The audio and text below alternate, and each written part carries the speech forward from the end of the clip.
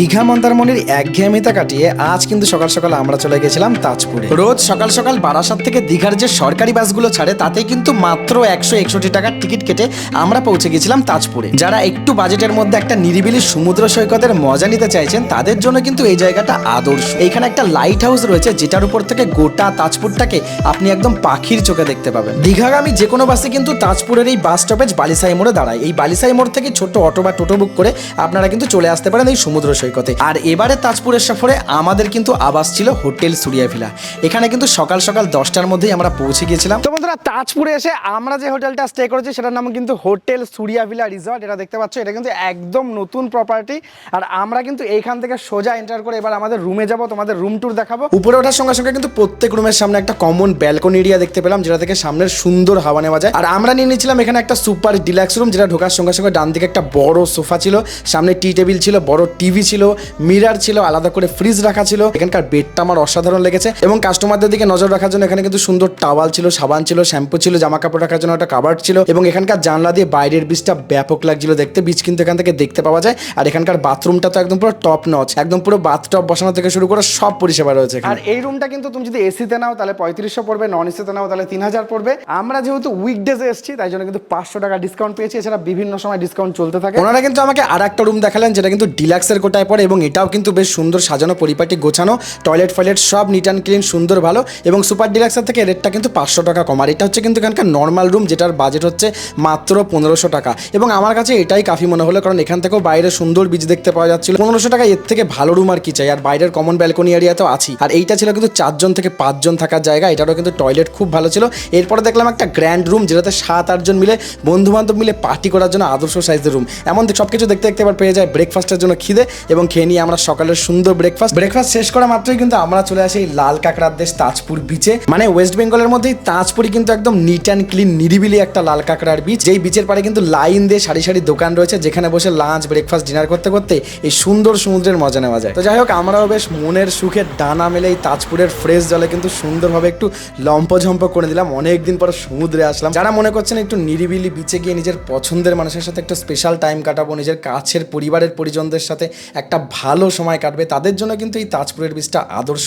কারণ এখানে আপনি ঝড় ঝঞ্ঝাট ঝামেলা কিছু পাবেন না। পরিষ্কার একটা নিরিবিলি সুন্দর বিচ, যেখানে আপনি আপনার স্পেশাল টাইম কিন্তু মন ভরে কাটাতে পারেন। লাঞ্চে ছিল কিন্তু আমাদের সুন্দর সাদা ভাত, ঝরঝরে করে ঝুড়ি ভাজা, এখানে মুগ ডাল ছিল, তার সাথে ছিল একটু এঁচড় চিংড়ি, আর তার সাথে ছিল এরকম পার্শে মাছের ঝাল। আহা! আর এই খাওয়া দাওয়ার ফুল প্যাকেজটা কিন্তু 750 টাকার মধ্যে একদম সকালের বেডটি থেকে শুরু করে breakfast, lunch, evening snacks, dinner সব কিছু মিলিয়ে কিন্তু আপনি যদি 750 টাকা পে করেন তাহলে কিন্তু এই তাজপুর সুরিয়া ভিলা থেকেই আপনাকে পুরো একদিনের খাবার পরিবেশন করা হবে। আর রাতের ডিনারটা যদি আপনি মাটন চান তাহলে মাত্র 50 টাকা বেশি দিতে হবে। আর তাহলে কিন্তু একদম পুরো সকাল থেকে শুরু করে পরের দিনের ব্রেকফাস্ট অবধি পুরো একদিন ট্যুরের সকল খাবার এই 800 টাকার প্যাকেজের মধ্যে পেয়ে যাবেন। দুপুরের লাঞ্চ শেষ না হতে হতেই কিন্তু পড়ে যায় সন্ধ্যাবেলা, আর সন্ধ্যায় চলে আসে সুন্দর গরম গরম চা, তার সাথে ফ্রেঞ্চ ফ্রাইস আর চিকেন পাকোড়া। এগুলো কিন্তু কমপ্লিমেন্টারি থাকে।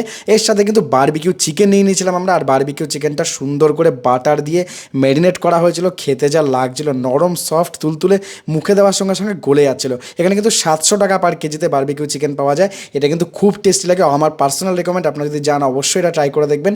অসাধারণ করে এনারা। আর রাতের ডিনারে যেমনটি বললাম 750 টাকার সাথে যদি 50 টাকা অ্যাড করেন তাহলে মাটন পেয়ে যাবেন। তো আমরা ভাত, ডাল, ভাজার সঙ্গে কিন্তু নিয়ে নিয়েছিলাম 3 পিস মাটন।